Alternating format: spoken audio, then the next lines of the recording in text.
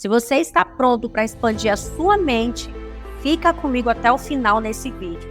Aqui nós falaremos sobre os segredos ocultos do universo. Ou você não sabia que as 7 leis universais, elas já foram reveladas há muito tempo, porém poucos exploraram a respeito dela. E foi isso que eu, junto com o jornalista Ricardo Lins, fizemos para trazer mais informações para vocês sobre Caibalho.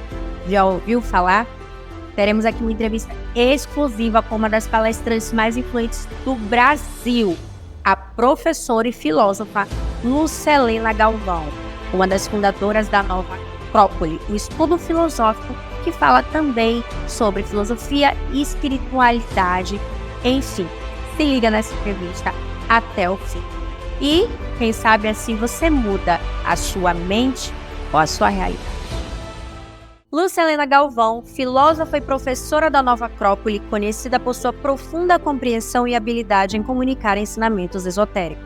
O Kybalion aborda 7 princípios fundamentais, que explicam a natureza da realidade e a interconexão entre o universo e a mente humana. Os ensinamentos desse livro são considerados profundos e atemporais, oferecendo insights sobre leis universais que podem ser aplicadas para o autoconhecimento e a transformação pessoal. A mente, a correspondência, a vibração, a polaridade, o ritmo, a causa e efeito e o gênero são os pilares do pensamento hermético. Bom, nós estamos aqui com a professora Lucelena Galvão. Ela acabou de falar sobre Kybalion, as 7 leis universais. E eu gostaria de agradecer a sua disponibilidade de ceder essa entrevista para o Portal Repórter. Muito obrigada. Eu que agradeço. A palestra foi sensacional. A senhora já começou assim, entregando tudo, né? Falando, impactando. E eu gostaria que a senhora falasse para quem está nos assistindo um breve resumo do que são essas leis herméticas, porque muitas das pessoas que vão acompanhar essa entrevista, elas podem ter ouvido falar do Kybalion, mas elas não têm essa profundidade. A senhora poderia esclarecer um breve resumo assim para a gente? Sim, da mesma maneira que uma sociedade tem leis, os egípcios diziam que o universo tem leis, a natureza como um todo, e que conhecendo essas leis nós poderíamos viver melhor, porque viveríamos alinhados com ela. Não provocaríamos tantos danos à natureza, por exemplo, como fazemos. E são 7 leis, cada uma delas tem uma aplicação no universo como um todo e também no homem. E ao obedecer essas leis você consegue um progresso muito maior, muito mais felicidade, muito mais bem-estar. Nós hoje fizemos a explicação dessas 7 leis e a aplicação delas à vida prática. O professor Ricardo, eu falo professor porque ele me deu aula, né, de jornalismo na universidade, e ele explanou muito bem o seu perfil, tudo que a senhora coloca dentro da sua filosofia.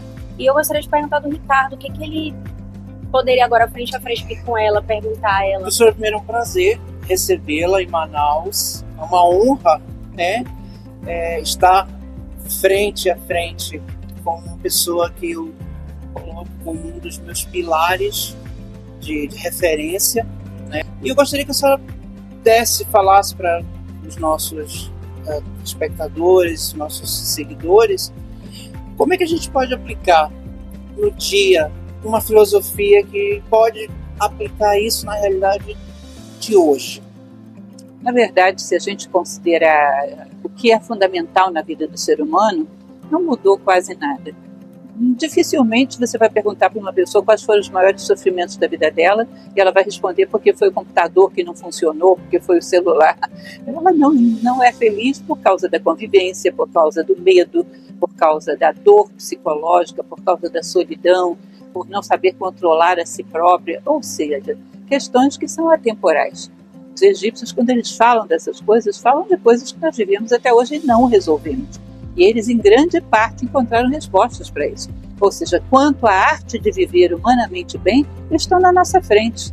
E as questões humanas, as questões fundamentais da existência humana, são exatamente as mesmas. Há uma frase muito clássica que diz que quando você não consegue se colocar no lugar do outro, sentir a dor do outro, é você que precisa de ajuda. Você precisa se tratar. E a senhora, durante a palestra, falou sobre isso. Que a pessoa, quando consegue atingir, né, consegue sentir a dor que não é física de outro, se colocar e ter essa ligação, essa conexão, essa empatia, ela subiu um degrau, né? É possível hoje buscar entender o outro, esquecer que as pessoas não são só corpo, são mente, são espírito. Você pode falar sobre isso?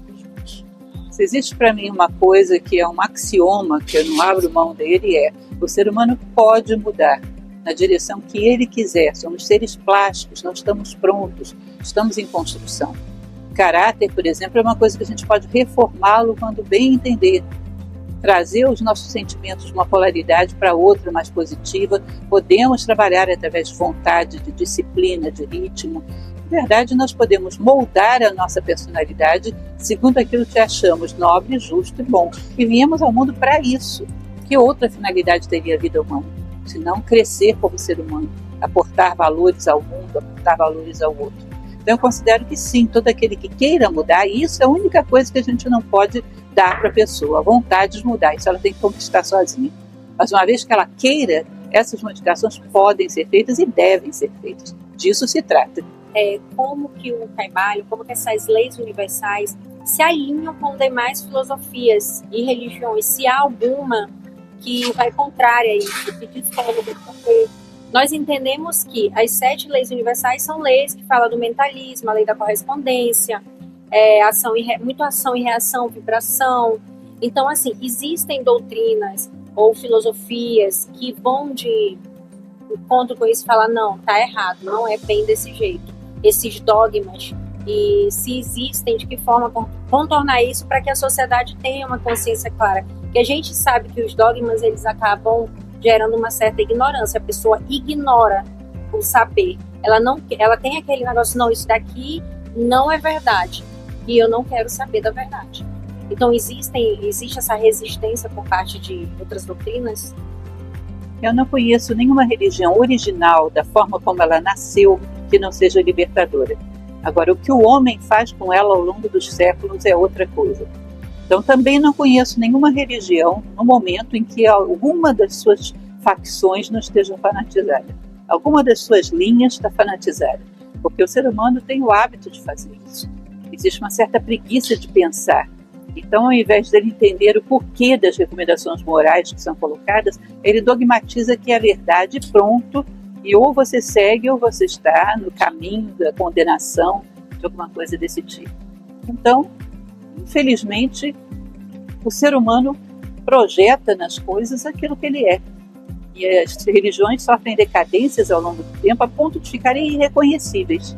Eu diria que muitas delas, não excluo nenhuma, que alguém me aponte uma religião que não tenha sido maltratada, decaída, e isso vai me surpreender muito, porque já vi isso acontecer em todas as que conheço.